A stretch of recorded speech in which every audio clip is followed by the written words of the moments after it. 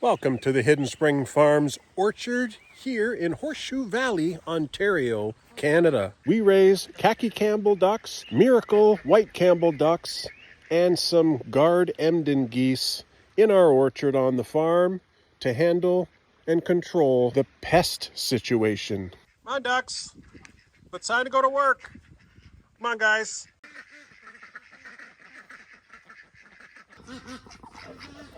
Every morning we have a duck parade and they march out into the orchard from their ducky bunkie, which is where they're housed overnight.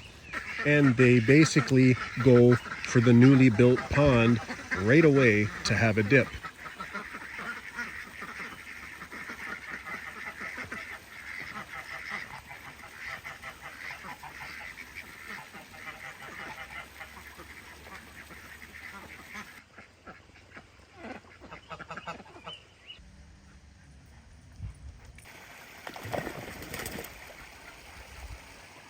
We have working ducks to manage the pests in the orchard area. It's about a 2-acre orchard. These antique apple trees right here were already here when we took the property. There's 5 of them all together and they give apples pretty well every other year. But we've also planted a bunch of fresh apples. This is a Fuji apple. That one's a wolf apple. That one down there is a honey crisp. And, you know, because these old trees are probably not going to live that much longer, I don't know. But they're kind of old and rickety. It's a miracle they're still alive. See, look at these old apple trees. They're still giving us apples. And I'm surprised they're giving apples this year. But look at the tree itself. Look at it. It's almost hollow down there. It's really a miracle that it's doing so well. Now, the second year we had the farm, we pruned back these 5 trees really hard. Pruned them right back hard, trying to spark that rejuvenation, and I think it worked. Because just look at the beautiful tree, look at the canopy, look at the shape, it's like a mushroom. This is the look that you want for your large size orchard trees. So we got ducklings that first year and raised them up. They were brown khaki Campbell ducklings, really great at foraging and really great egg layers on top of that. We do get a good amount of eggs from these birds. And we started raising these ducks really strategically, naturally control the insect population because these ducks do an incredible job. One of the things I really like about keeping ducks in our orchard is that it allows us to keep everything that we grow fully organic, meaning we're not spraying anything on our trees, fruits, or vegetables. And the ducks, you'll notice, they just use their bill. Ducks don't have a beak, they have a bill. And the bill is very round. They basically stick their bill into the ground there, you see, and they're just trying to get insects. They don't really eat the grass too much. This is an Asian pear, Shinjuku variety. We have Bartlett pears, we have other pears. This is a cherry tree, a black Tartarian. That is a Bing cherry tree, Bing cherry, Flemish beauty pear. There's another Honeycrisp apple past there. We also have some black walnut way far down there and some chestnuts. Oh no, the ducks have figured out that the geese have food. But then we also have this beautiful tree. There's 7 or 8 of them scattered around the orchard here, and this is our nitrogen fixer, and it's a honey locust, and it's an inermis variety, so therefore it has no thorns. Locusts typically have thorns, but who wants to deal with thorns? The ducks have really been enjoying this pond. I built it over about a month's time, and it's 16 feet by 11 feet. It is 4 feet deep to allow for the poop and things to fall to the bottom and hopefully disintegrate at some point. But the ducks love it. They enjoy the natural sound of the water, I think. They preen themselves, they clean themselves, they do all sorts of fun stuff in the pond, and it's really nice to just watch them, really. It's the truth of the matter. They look very peaceful and serene when they're in the pond, and the natural sound of the water just makes it a comfortable setting for the ducks and the geese and for me, the farmer. So you can see there's still one white duck left there, but all the ducks have finished their dip and they're all kind of out over here now. And this is when they really start to get to work foraging, and you'll see their heads going into the grass. And it's key, really, because that's showing you that they're foraging for insects. We have this little section fenced in because all this grass is just freshly seeded, and I don't want the wide webbed feet of the ducks and geese to pat down the new grass. The grass has to get a little bit mature before I'll remove this temporary fence. But I've been working at naturalizing the pond to make it look like it belongs there in nature, not something that I actually added there. And it's a bit of a task to accomplish that, but I think I'm well on my way. We still have a lot to do with it, but it's a great start. Now, what we've done around the pond's edging here, where the ducks and the geese go in and out, is put a black landscape tarp and then some stones. And what that does is it stops the area from getting muddy, because as soon as they come out of the water, you can imagine that their bodies and feet are all wet. And if it just goes into the grass or into the dirt, it will become a muddy mess. And I think that this is really working very well because it looks pretty good. All the fresh grass is starting to come in nice. And really, I couldn't be happier by the way it looks. It looks really nice, I think. I often joke that we have working cats and working ducks, and we do. In essence, the cat's job is to control the pest population. Rodents and other pests need to be kept in check on a farm because it can spell disaster. And honestly, insects need to be kept in check too. That's why I refer to these waterfowl as working ducks and geese. Now we have this temporary poultry netting right here, which contains the ducks and the geese. So the ducks and geese don't have access to this area over here. That area, we're getting prepared for some sunflowers next year. And that area over there has our corn and pumpkins and watermelons. And it's doing really, really well. Wow, look at the beautiful colors of that honey locust tree. It's like a beautiful green. That's just amazing. Those three big trees right there, those are white mulberry trees. It's not quite ready to eat yet. They need to turn a little bit reddish purpley color before they're ready to eat, but they're getting close. And honestly, these trees are so big, I can't even harvest way up there, like it's impossible. So the birds get a lot, which is really great for the wildlife management in and around our property. But all the lower branches here will turn into some scrumptious fruits. And these white mulberries are extremely sweet. I can already hear all the birds up in there. They're probably stealing all the fruits already. This tree right here is a wild pear. This is also a wild pear, and they're not giving any fruits, not a one. And I think they might need some cross-pollination. So what I did is I planted this Bartlett pear right here, and we have a Flemish beauty pear right here too. You can see that's right close by, hopefully to help with the cross-pollination. And this tree's doing really well too right now. And even back over towards where the ducks are, this is an Anjou pear. Look, there's the geese following me. They're wondering, what's that big guy doing over there? Maybe they're coming to get that long grass. And there are the ducks, just enjoying the bugs. They'll do that all day. You see the way they're foraging? They're putting their bills way down into the soil and just eating insects. Any kind of insects. They just do it all day long. Now, one of the reasons why we chose ducks instead of chickens, a lot of people like to keep chickens because they like chicken meat or they like chicken eggs. And I like chicken eggs and chicken meat too, by far better than ducks. But the trick with ducks is that they do not ruin the area. Chickens are very destructive. They scratch and scratch and scratch until they're finding whatever insects they're looking for, and they will end up ruining the grass.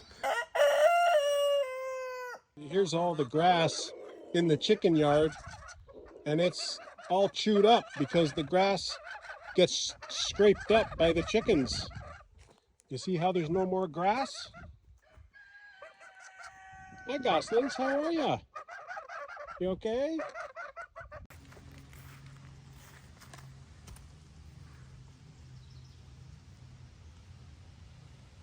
Now the geese don't ruin the grass because they're basically just eating the tips. They don't pull the grass right out from the root. All they do is nibble on the wide leaves of the grass. Now, in my opinion, geese have got to be one of the more sustainable animals to keep on your small farm or homestead. All they do is eat grass. Now, where I have seen ducks ruin an area is if it's extraordinarily wet. If it's always wet and muddy and puddles, then they will bury their bills into the puddle and they'll make little holes everywhere, and you'll see a whole bunch of holes everywhere. But in our case, from up there, the entire area is all downhill. And it flattens out a bit here, but it's all downhill. So there never is any standing water in our pasture area. That's why you never see too much damage out here. You can see the geese there. There's the one gander, and there's the other gander. So there's two ganders, and their job is to guard the ducks.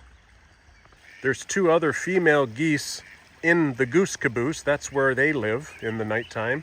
And I think they're sitting on a big clutch of eggs, so they're not really coming out on the farm right now.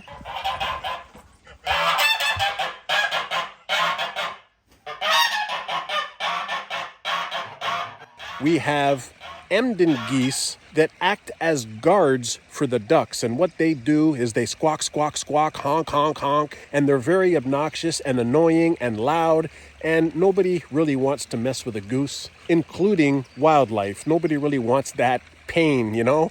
So the geese do a really great job. As soon as there's a hawk in the area, you'll hear the geese start squawking and squawking, and then the hawk just slowly disappears. And we have not lost a duck yet in this orchard area, because I'd like to think that the geese are doing a really great job. Another great thing about keeping waterfowl in your orchard is that even if it's raining, they don't mind. And today is a bit weird because there's a little bit of sun in the morning, and now in the afternoon, there's no more sun. It's like it's been drizzling and raining, and the ducks and the geese love the rain.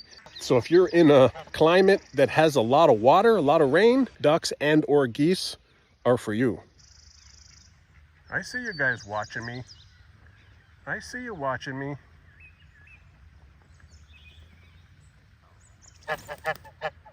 The other added bonus to having ducks and geese free ranging in the orchard here is that they poop everywhere, anywhere they want. And basically it's fertilizing all of the pasture area around here. So honestly, I never have to fertilize the pasture because of these ducks and geese. They're doing their job. The ducks have really good eyesight too, you know. They have to be able to see the insects. And I mean, if you watch them work, she's very happy. Look at the tail wagging back and forth. That's a female there. And she's just looking for bugs, trying to go find where her friends are. Her other friends are way down there. See, there's a group of them down there hanging out with the geese. The rest of the ducks are hanging out over there. But you can clearly see that they don't stay in the water all day. There's nobody in the pond now. And that's because they've finished cleaning themselves, preening themselves. You'll see them using their bills to primp up their feathers. You'll see that a lot, and that's called preening. They're preening themselves. Duck feathers and down feathers, they're very waxy. The ducks have figured out that right underneath that beetle trap, there's a lot of beetles. So they're going to town on those beetles over there. You got 4 hens and 1 drake over there. It seemed like a little sub-flock amongst the flock. Another thing about the ducks and the geese is that they don't really ruin your garden either. You can see that this bush right here is wild raspberries. They're not quite ready to eat yet.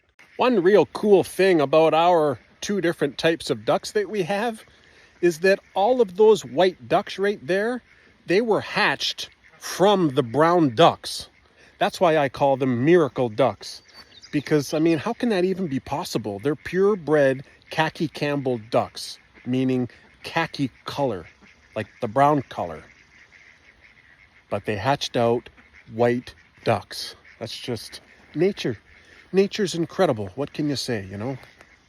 Very incredible.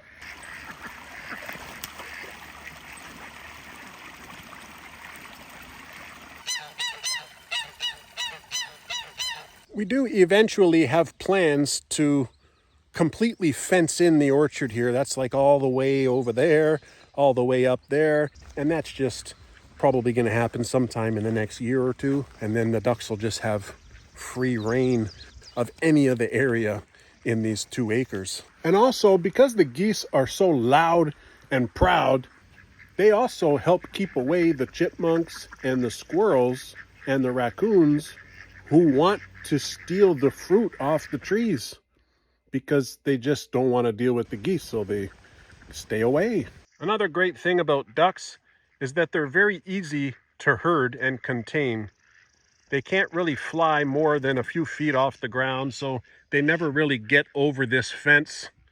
It's never an issue with them escaping, unlike if we had chickens. Chickens can easily flutter over that fence. Because they have such strong flock instincts, that's what makes them so easy to herd. They stick together, they'll go in a single file, in and out of the ducky bunkie. It's easy to do the duck parade every day because they just all scurry out.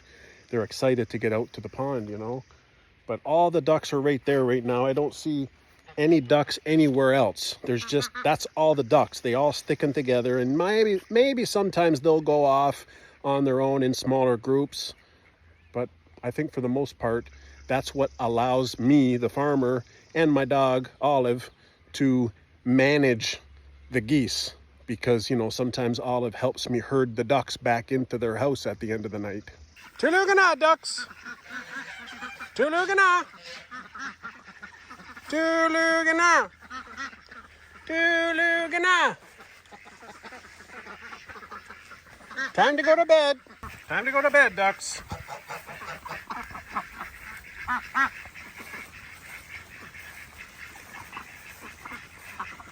Tulugana!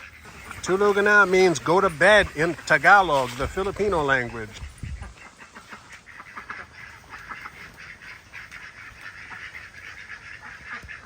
You guys hungry?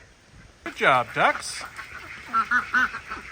Anyways, thanks for listening to the story, and I really do appreciate you watching. If you're really interested in ducks and geese and our system here, don't forget to subscribe to the channel, push the like button on the video, and of course, click that little bell notification symbol on the page, and that way you get all the notifications when we put out a new video. We do put out a new video every Monday and Thursday, early in the morning, usually around 7 a.m. And the ducks and the geese are a big part of our channel. So again, thanks for watching. Hope you enjoyed the video, and we'll see you on the next episode. And if you haven't seen the video, and if you're interested, this is an entire episode I did explaining the story of how we ended up having these miracle white ducks. And it's a pretty fun story and really interesting on how nature works in that matter. So take a watch, drop me a comment, and enjoy.